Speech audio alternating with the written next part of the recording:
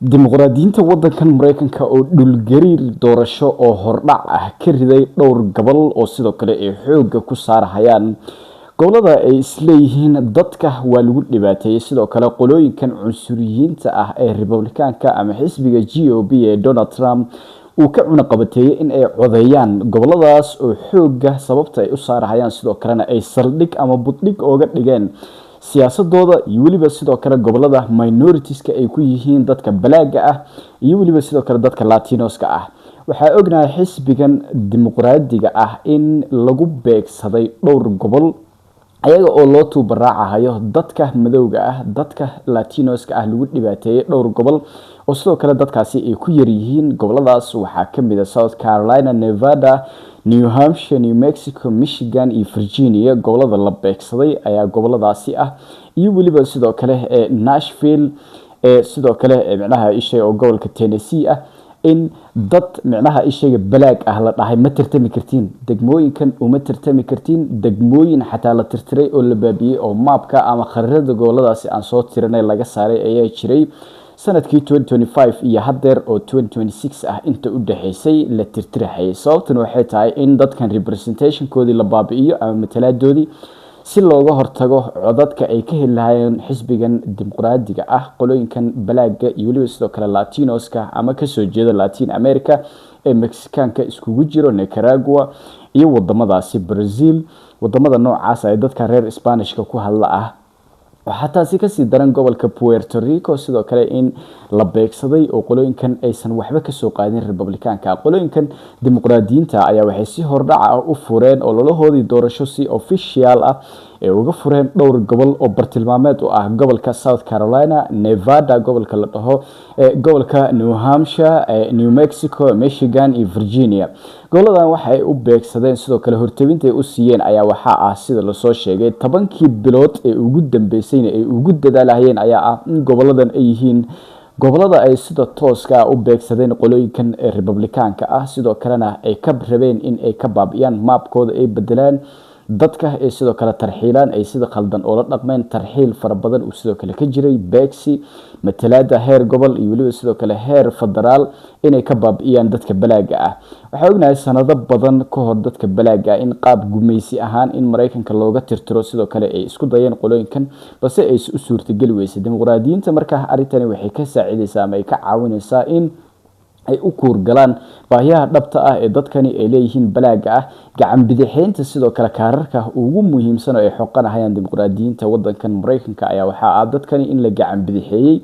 in loola dhaqmay sidii ayaga oo aan ahayn badad jiro oo degmooyinkoodii la iska googooyay oo sidii la rabo loola dhaqmay oo la tirtiray oo mataladoodii la baabi'iyay ayaa sidoo kale macnaha sababaha ugu waaweyn ah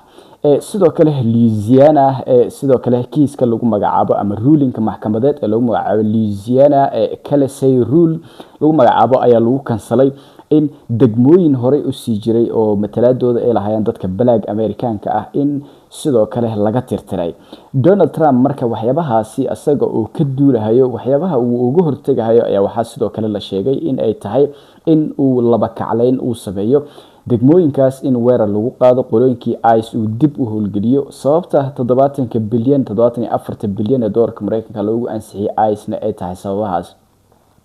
waxa sidoo kale jiro arrimo doorasho oo qolooyinkan dimuqraadiyiinta ay la sugahayeen oo ah horeyna sidoo kale ay u shaaciyeen balse hadda si rasmi ah ay ugu daafureen goboladan hadeer aan ka soo hadalnay South Carolina, Nevada, New Hampshire, New Mexico iyo Michigan goboladan ayaa sababtay breakthrough ee ugu sameeyeen ama sidoo kale breaking ground ama dhagax dhiga ee uga dhigeen siyaasadda ayaa waxa ah goboladan in ay yihiin gobolo swing u badan sidoo kale qolooyinkan Republikaanka ay duufsan jireen markii doorashada loo soo dhawaaday intay ku kala cararaan ay codadkooda ka soo dhameysan jireen sidoo kale waxa ognahay Donald Trump inuu caan ku yahay qolooyinkan Republikaanka inay caan ku yihiin in gobolada noocaan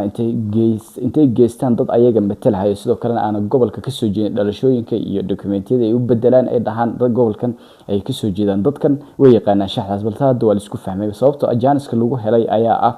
in qolooyinkan Republikaanka ah ee cunsuriyiinta ah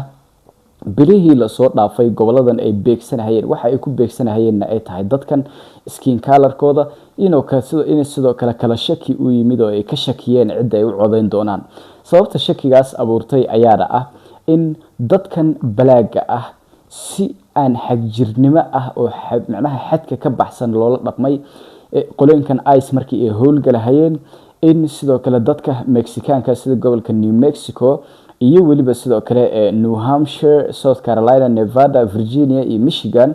goboladan dadka lagu beegsaday gobolka ugu daranna hadeer uu Michigan yahay oo sidoo kale uu diiradda u saaran yahay qolooyinka Republicaanka ayaa waxay tahay sababta in dad muslimiin ah gobolkan Michigan ay ka soo jeedaan gobolka New Mexico ayaa sidoo kale waxa sabab u ah arrimaha lagu beegsanay dadka Mexican ay yihiin ama Latinos sababtoo ah dadka Latinoska ayaa sidoo kale waxa lagu qiyaasaa 38 malyan tiradooda oo luqadda Isbaanishka ku hadlo markii la isku daro New Mexico iyo Texas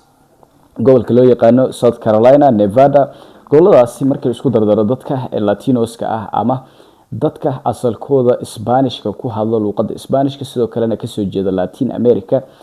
sidoo kale Nicaragua, Mexico haday noqoto iyo goboladaasi ka soo jeedo in ay ku hadlaan luqadda Isbaanishka dadkan ayaa sidoo kale Donald Trump wuxuu ku weeraray ayada oo fanaankoodii xitaa ninka lagu magacaabo Benito ama Bad Bunny loo diiday oo Donald Trump uu si sharci ah ama digreeto in uu ku joojiyo uu isku dayay Hollywood maadaama uu ka tirsan yahay sidoo kale luqadaha uu ku heesay ay yihiin Spanish waxaan sidoo kale ognahay Mareykanka inuusan lahayn luqadda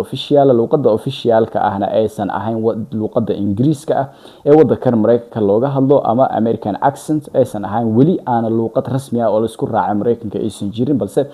English iyo Spanish lagu hadlo dadka Isbaanishka ku hadlana ay aad u tiro badan yihiin oo 38 milyan wax ka badan 40 milyan hadda lagu qiyaas ahaantii approximate in ay noqdeen ama ay yihiin marka arrimahaasi asagoo ka duulahayo Donald Trump ayaa wuxuu u arkay luqadan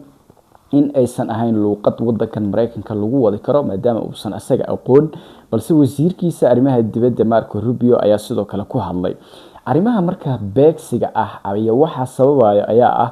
in dadkan maadaama ICE ay beegsatay dhowr qof oo Latinoska kamid ah sidoo kale ay ku toogteen magaalooyinka waaweyn ee wadankan Mareykanka Houston magaalada uu magacaabay gobolka Texas caasimada u ah sidoo kale gobolada Michigan Nashville oo sidoo kale Tennessee ka tirsan in dad balaag ah sidoo kale lagu beegsaday sababahaas ayaa keenay carcartan iyo waliba sidoo kale sababaha dadkan balaaga iyo Latinoska ay uga soo horjeedsadeen Republicaanka ay dib dambe ugu codeyn doonin fursadda ugu weyn oo marka qolooyinkan ay ka faa'iidahayaan Dimuqradiyiinta ah jabkaas iyo waliba sidoo kale waxa uu kala kulmay dadkan uu rabay uu islahaa waa tarxiili kartaa waa ka baabi'in kartaa wadanka Mareykanka waa beegsan kartaa oo waa ka tirtiri kartaa sidoo kale dhowr qof oo kamid laga dilay sababtay uga faa'iideysanayaan ama faa'iidada ugu weyn oo ay ka faa'iidayaan ayaa dadkii oo sidoo kale diidan ama aanan macnaha laga dhaadhicin karin lagana gadi karin ajandaha Republicaannimada iyo ajandaha ololaha maadaama doorashadii hadda ay soo dhawaatay aan laga gadi karin ayaa sababayso in ay dhamaantood ay wada raacaan doorashadii 2028 ee madaxtinimo wadanka Mareykanka ayaa si toos ah u furantay hadda wax macnaha ishay hortaagan ma jiro qolooyinka Dimuqradiyiinta in kuraasta aqlabiyadooda inta badan ay ku guuleystaan sidoo kalena codad aysan meel ku ogeyn oo weligood aysan heli jirin oo qolooyinka Republicaanka ay heli jireen inay ka heli doonaan goboladaasi hadda ka soo hadalnay oo aan soo tirinay fadlan haddii muuqaalka ku soo gaar la wadaag saaxiibada nala wadaag fikirkaada haddii aad nagu cusub tahay nagu soo biir waan maasantahay